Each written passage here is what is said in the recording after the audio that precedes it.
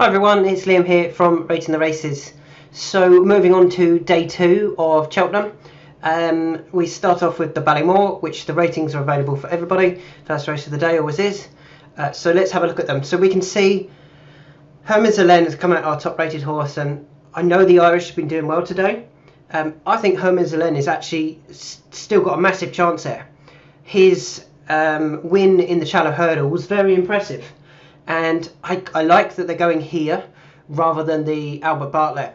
I think sometimes trainers can get tempted into stepping their horse up too quickly.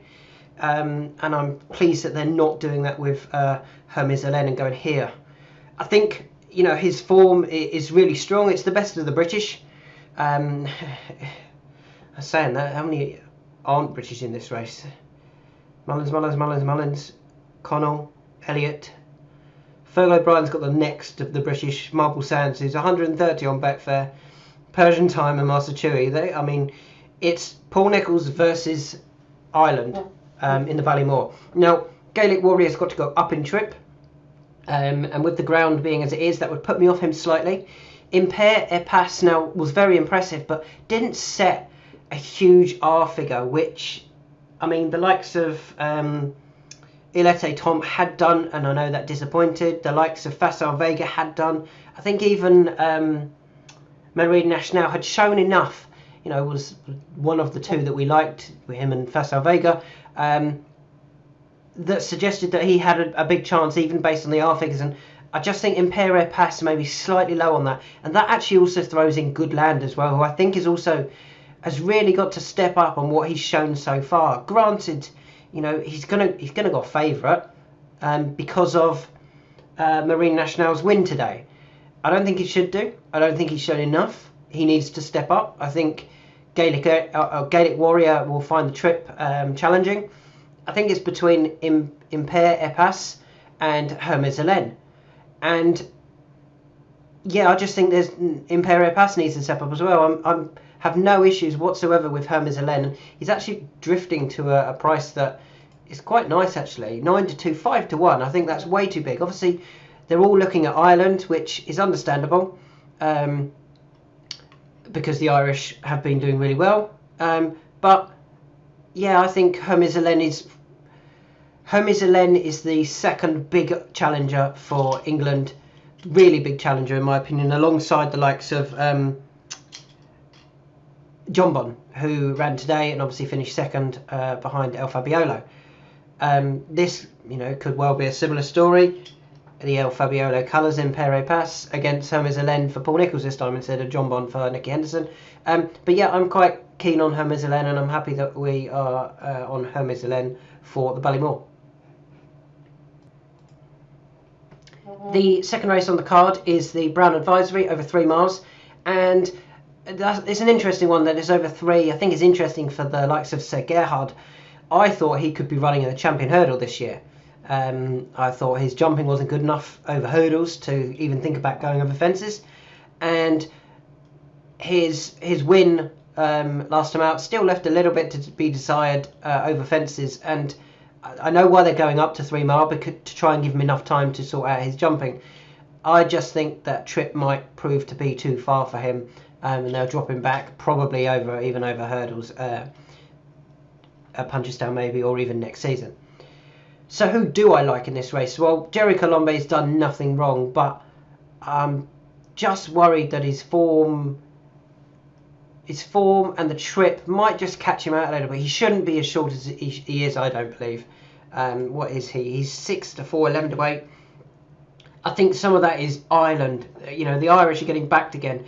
And although I'm a big fan of, you know, don't worry about backing the Irish, because they are generally the better horses. I mean, look at the Supreme today. I think there's a couple of British horses that are worth looking at here. The first one is Galia de la Toe, who I know Dan Skelton's a big fan of. Bounced back last time very impressively after disappointing at Kempton.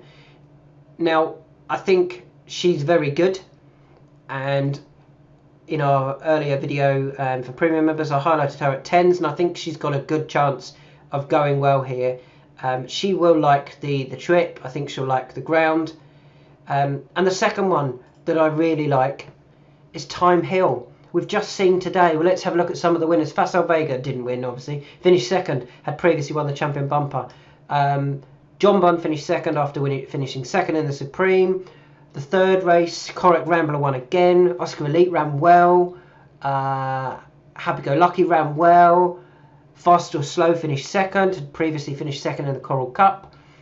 The Champion Hurdle was won by a former Supreme Novice winner in Constitution Hill. Second was State Man, who had won the county. Third was Zanahir, who had finished third in the Champion Hurdle. The next race was won by Honeysuckle, who makes it 4 wins from 4 at the Cheltenham Festival. Cheltenham Festival form, Love Envoy had won the Mayor's Novice, finished second. Queensbrook finished third, had finished second last year in the Mayor's Hurdle. Cheltenham form is so important. Time Hill has Cheltenham form, and really strong Cheltenham form. Fourth last year. Fourth last year? Might have even got for second last year. Second last year in the Stayers Hurdle. There's nothing wrong with that. He had one little blip over fences. That sounded like I was going to start singing the Fresh Prince of Bel-Air song then. He had one little blip in... He had one little blip over fences. Bounced back last time at Kempton. It's all about going back to Cheltenham that I really think suits him. And I expect him to run a really big race. The one thing we do know about Time Hill is he definitely stays this 3-mile trip, because that's what he's been running over, and over hurdles. There's a couple here that are stepping up. You're unsure whether they're totally going to get the trip. So I think Time Hill is a decent bet in this race, and I've also had a bit on Galliard de la Toe. Moving on to the Coral Cup, the big handicap hurdle. Again, I think we're kind of looking at Cheltenham form here. And I think there's the two English horses that I'm going to pick. Again, that's a bit of a concern based on how well the Irish have been doing, but the two English horses both have solid claims for sure. Camprond, 4th in this race last year, off a lower mark. Yeah, you would imagine he goes well. Not an issue with the ground really. He wasn't beaten that far on heavy going. I think he wants better going, and it's not going to be heavy going tomorrow. The second horse that I think is very, very interesting, and I'm surprised he's still as big as he is Langadan.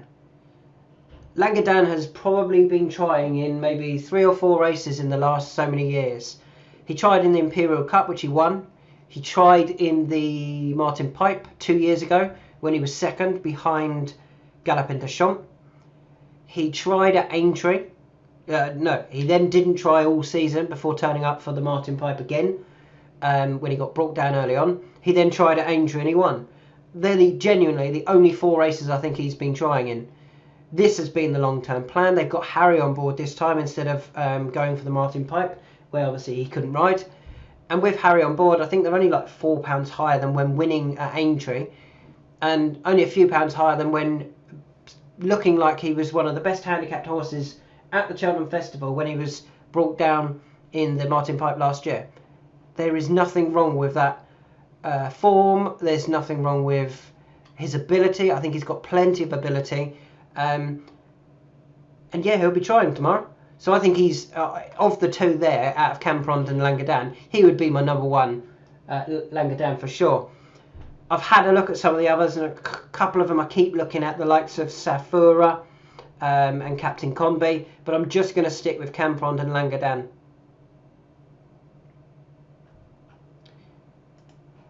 Moving on to the Queen Mother Champion Chase. Now we're going to go back to Ireland. Now we're going to pick an Irish horse, Energumene. I think Energumene will win. I think he will jump better this time and show that he's actually a good few lengths clear of Edward Stone and Editor de Gite. And the rest I don't think will really challenge. Yeah, Energumene, like, even when he got beat by Shishkin Ascot, that was a huge performance. He then won at Cheltenham last year. I know Edward Stone did as well, but I just think Energumene is very, very good, and he'll just run better this time. Now he's learned how to jump over those white fences. And I think he'll end up going off favourite, especially with the Irish. What do they have? In the Ballymore, we could get Impera Pass, good land to win. This is based on the bookies. Obviously, I like Hermes Helen, so that would be one for England. Jerry Colombi, if he wins, they're going to absolutely smash him up. Coral Cup, Run for Oscar, they're going to smash up the Irish. They're already having bets on some of the Irish. And by the time the Champion Hurdle comes along, I do think Energumene will get really well supported and go off the favourite. A bit like Al Fabiolo did today against John Bon. Went a favourite and did go and win it. Moving on to the cross-country chase. It's out of two. It's out of the two Gordon Elliott horses for me. Galvin and Delta Work. I'm hoping Delta Work wins because we've kind of got him, and also we've got him in the Grand National. Delighted with Correct Rambler today, winning the Ultima for us, and also shortening for the Grand National. Hopefully, Delta Work can do the same tomorrow. If he does, if he beats Galvin, and Galvin finishes second, Delta Work will definitely shorten for the Grand National, because if he beats Galvin, it's a very good performance. If Galvin finishes 4th or 5th, and Delta Work wins, it's probably not as good. But if he beats Galvin and he finishes second, then I think the form will look very strong. So yeah, I'm hoping that Delta Work can win.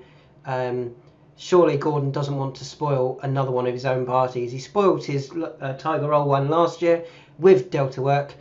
And I just think Tiger Roll was probably a Grade 1 chaser and also a cross-country specialist, and Delta Work beat him. Galvin is a Grade 1 chaser, but is he a cross-country specialist? Not yet. Whereas Tiger Roll was, and Delta Work still managed to beat him. So I'm hoping that Delta Work can win the cross-country chase. Moving on to the Grand Annual, and I think we've got two Irish here. Yes, the first one is Andy Dufresne from Shawshank Redemption. I think I've made a video before and I forgot what he was from. Shawshank Redemption. Yeah, really like him. Back off the same mark. Finished second last year. Went off 100 to 30 favourite. Soft ground is absolutely fine for him. This has surely been the plan all along. You can see his form is rubbish since finishing second. Yeah, no issues with that one at all. I'd like to see him get smashed up and go off favourite, just for the icy tweet that he made about if you can find the horse that shortens the most from anti-post. And we highlighted Andy Dufresne at 25. So if you want to have loads of money on Andy Dufresne and shorten him massively, then please do. The second horse that I like in this race is Dad's Lad. Now, I think after winning at Cheltenham over fences, they dropped him down to hurdles, where he didn't run amazing. He was well beaten at 6 to 1, 9th of 13 in the Greatwood Hurdle. Now, it was over hurdles, which he's clearly better over fences. He's also won 3 times. They've given him a break. I think this has been the plan since winning that race at Cheltenham, where I think it was Editor de Gite was back in 3rd. Effenock Fizz in 2nd, who had done well up to that point. Obviously ran in the Arkle today. Was never winning the Arkle though. But yeah, if you look at the 3rd horse, Editor de Gite, that's good form. Dad's Lad did go up for winning that, but not to a. I think they've been very careful and very clever by holding him back for as long as possible. They ran him once in the Greatwood Hurdle, but he hasn't been seen since, and I think he'll go very, very close tomorrow. The final race is the Champion Bumper, and I haven't got a clue what wins it. I haven't got a clue. It's a Champion Bumper. Willie Mullins, Gordon Elliott, Willie Mullins. Willie Mullins got 10. I haven't got a clue who wins it. I'm just going to watch it and have a look for future runs. You know, something like the Supreme Novice, Ballymore, or maybe a handicap next season. But yeah, I haven't got a clue that wins the Champion Bumper, to be honest. So there's some thoughts for Wednesday. Hammerzelen in the Ballymore.